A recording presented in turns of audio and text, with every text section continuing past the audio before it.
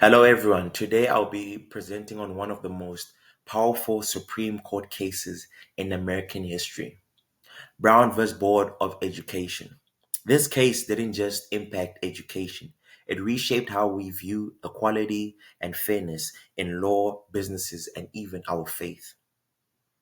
Over the next few minutes, I'll show you how this case still influences us today, from courtrooms to corporations. Historical background. Before Brown, the law allowed segregation under a doctrine called separate but equal, based on the Plessy vs. Ferguson ruling in 1896. But in practice, things were far from equal. Black schools were underfunded, overcrowded, and poorly equipped. This legalized inequality affected generations of students.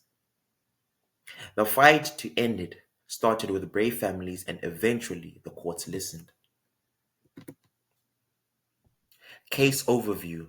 In 1951, Oliver Brown filed a lawsuit after his daughter Linda was denied entry to a nearby white school in Topeka, Kansas.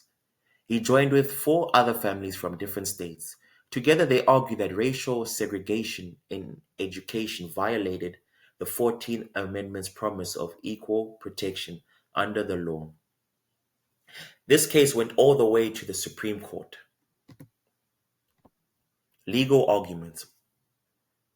Brown's side, represented by Thurgood Marshall, made powerful arguments, especially showing how segregation damaged the self-worth of black children. They used the famous Dawes test to prove psychological harm.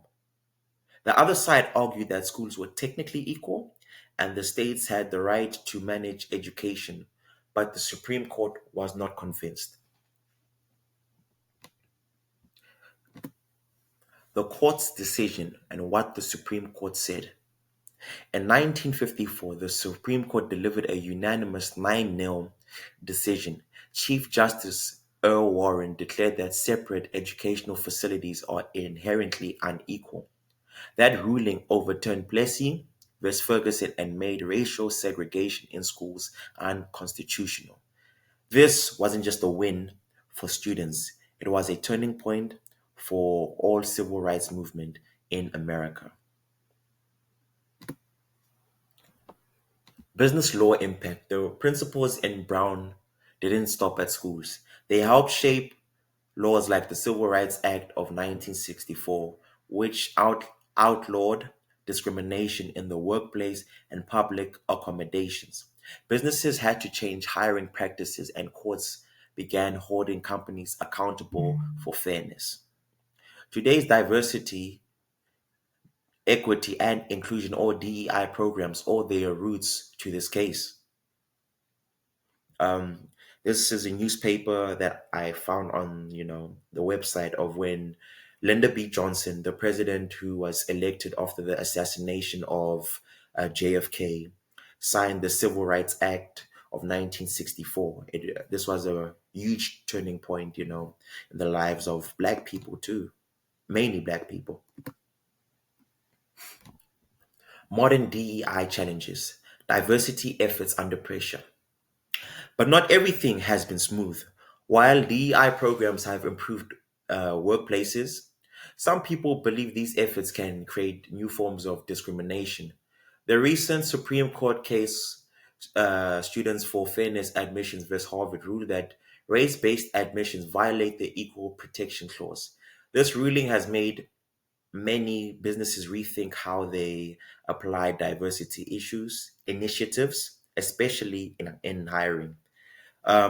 This is the McKinsey graph, which basically shows the positive impact that diversity based off of gender and ethnic has on the performance of a company. Despite legal questions, research shows that companies perform better, and this was a powerful reason to support fairness.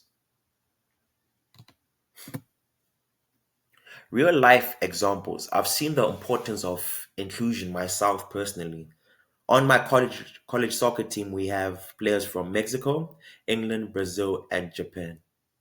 At first, language barriers and clashes caused tension, but one of our coaches stepped up. He paired players together to help translate, made sure everyone got playing time, and brought us together as a team. That is what fairness looks like in real life. Not just saying people are welcome, but making them feel seen and included. A Bible perspective. The Bible also teaches us about true equality. James 2, verse 1 says, Believers must not show favoritism. Galatians 3, verse 28 reminds us that we are all one in Christ, no matter our background.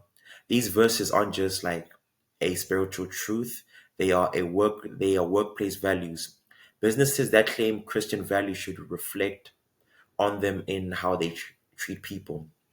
Jesus also welcomed those who were excluded by society, and that's the example we're meant to follow.